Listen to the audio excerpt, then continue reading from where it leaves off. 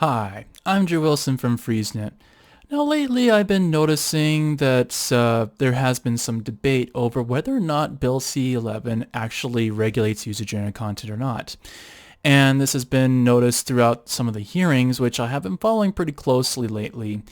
So there has been some debate about does it regulate user-generated content or does it not? And on the one side, for Bill C-11 supporters, they say, oh, it absolutely does not. The bill doesn't touch that regulated user-generated content. And on the other side, there are people that are critical of the legislation saying that, oh, it does regulate user-generated content. Check out Section 4. So the question is, who is right and who is wrong? Well, as a journalist, I like to actually get to the root of the problem, and I go to the text of the legislation. And as it just so happens, I also happen to have the legislation right here.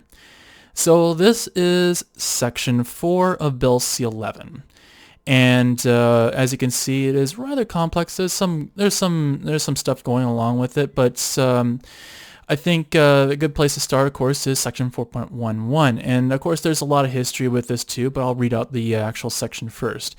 And the section says, this act does not apply in respect of a program that is uploaded to an online undertaking that provides a social media service by a user of the service for transmission over the internet and reception by other users of the service. Now, in and of itself, there's nothing wrong with that particular section. And in fact, it was part of part of Bill C-10 way back when during the last government. So what happened was in Bill C-10 was that it was just that section and nothing else. And it was fine. It clearly said that it does not regulate user-generated content. And of course, lobbying pressures compelled the government at the time to basically remove that section out entirely. And therefore, as a result, legally speaking, the legislation did regulate user-generated content. And people were saying, okay, it's regulating user-generated content. You do not want that. Can you fix the legislation? And the government said no. And the confusing part was that they were saying, oh, it doesn't regulate user-generated content. Well, clearly it does, so why not just put the section back in there? And they kept deflecting the debate and saying, oh, let's just talk about something else. It doesn't do, or just flat out denial, that sort of thing.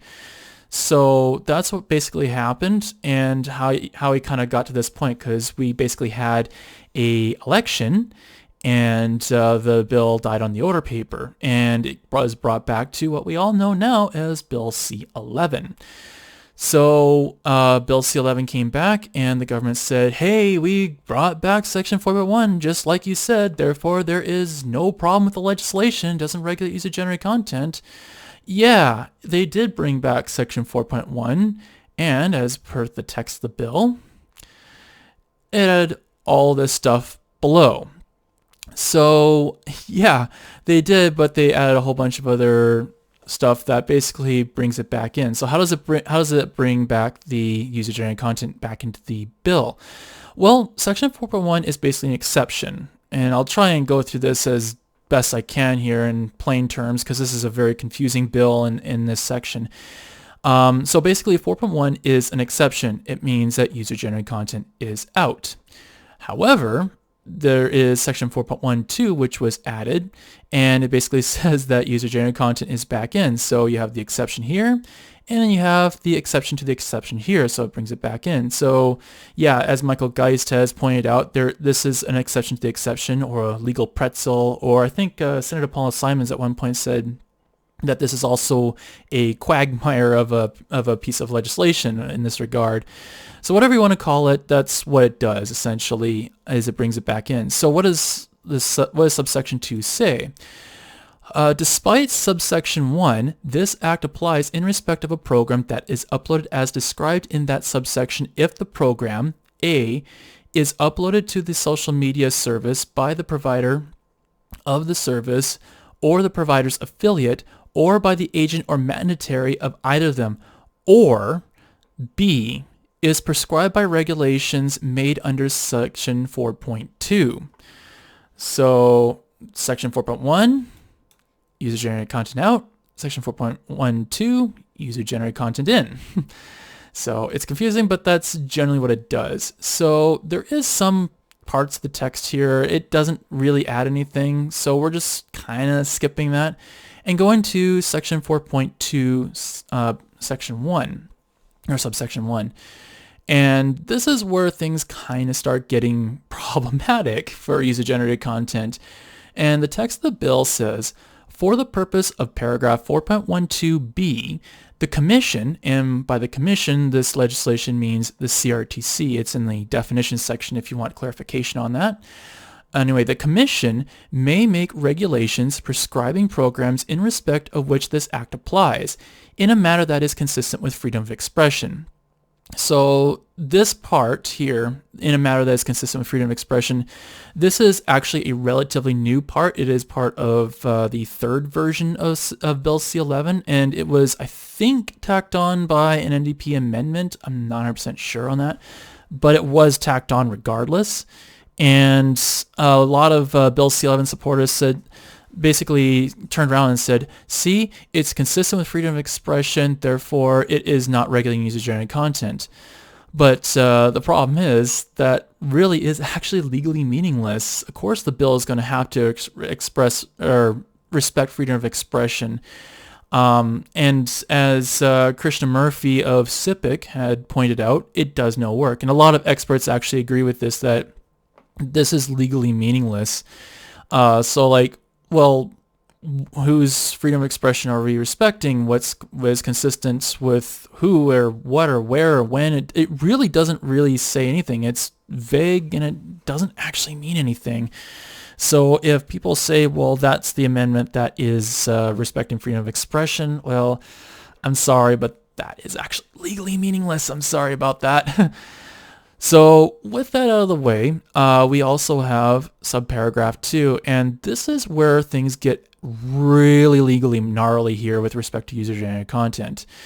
So subsection 2 says, in making regulations under subsection 1, the Commission, aka the CRTC, shall consider the following matters. So what is the CRTC going to consider? When it comes to whether content that is user-generated content or other kind of content, any kind of content for that matter, what are they considering when it comes to actually regulating that content?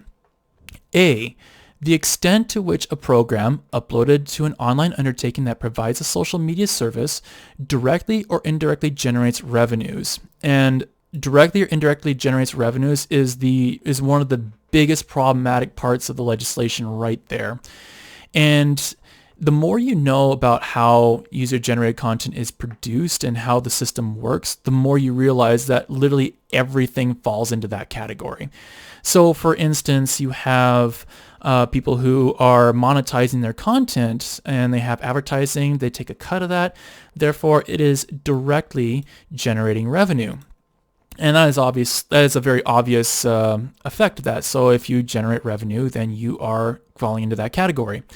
However, the indirectly part, this is where things get absolutely gnarly. So in respect to, say, embed code, for instance, lots of different platforms have the ability to embed videos onto other websites.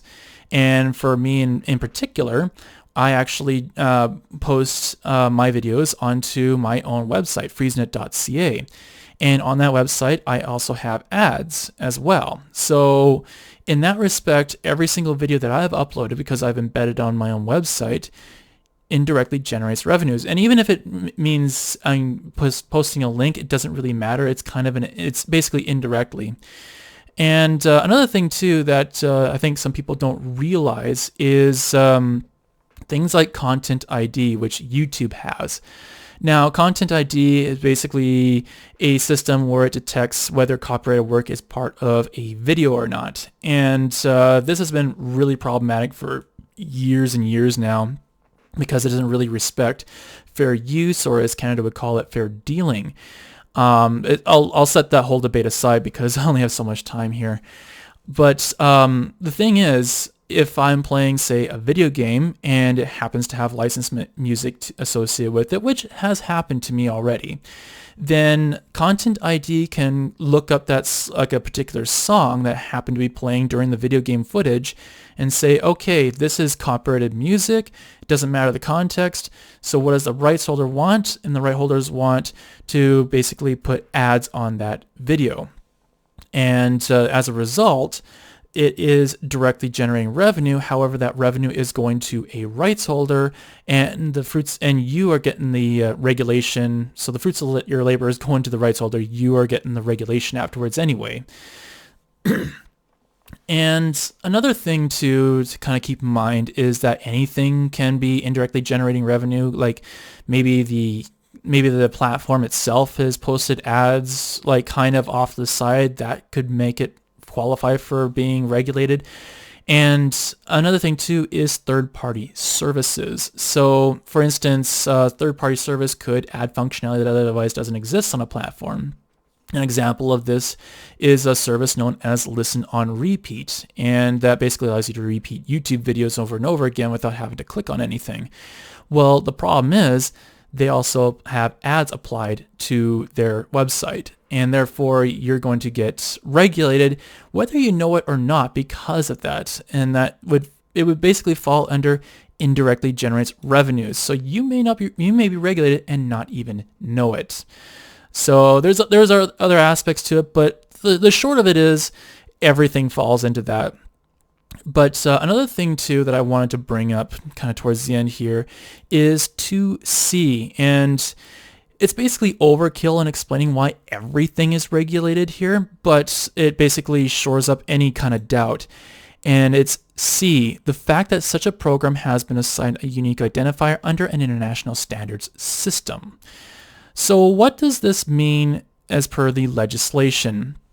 And really, the legislation does not define an international standards system, so it could mean anything. And I think when the drafters created this legislation, they were probably thinking along the lines of a television program. At the end of the credits, it has its own system where it basically identifies that. So like a little code of like a couple numbers and letters, and it identifies that particular show. Some songs have like a serial number associated with it, so that would be all part of an international standard system that is internationally recognized. But what I don't think they had in mind was a link. So when you actually create a video and post it onto anything, it doesn't matter what, a server has to host that somewhere along the line. And in order to find that video, if you are requesting it, it has to assign a unique identifier. And YouTube is a great example of that. If you look at the end of the URL of this video, you'll probably see something like equals whatever, a whole bunch of numbers and letters. And that will mean that it is assigned a unique identifier. And it is internationally recognized because tablets, you can browse the web, and if you do that, then you are using URLs. If you are using a browser on a desktop, same idea. Cell phone, same idea. It doesn't matter. So anything would fall under that essentially, and it's less talked about because 2A basically covers all of it. But if you really want to go overkill, 2C will combine that and make sure that everything qualifies under user-generated content. So the ultimate question is, does Bill C-11 regulate user-generated content? And according to the text of the bill, it absolutely does. In any practical thinking of how does the internet work, it definitely does. So basically the critics are absolutely correct. And 4.2, it makes it very, very clear that everything is regulated. So I hope that clears that up. It is very legally confusing, but maybe that gives you an idea of how we came to that particular variation of the text. And yeah, it's a story in itself for sure. So if you enjoy this video, there's plenty of ways you can do that. You can help support us. You can drop us a like. You can also subscribe to the YouTube channel. You can check out my website, freezenet.ca. I'll also leave a link in the description below about my original analysis of legislation, and a lot of it applies still, for sure. And you can also subscribe to my Patreon page, patreon.com/freezenet, and ko-fi.com/freezenet. So lots of ways you can support this.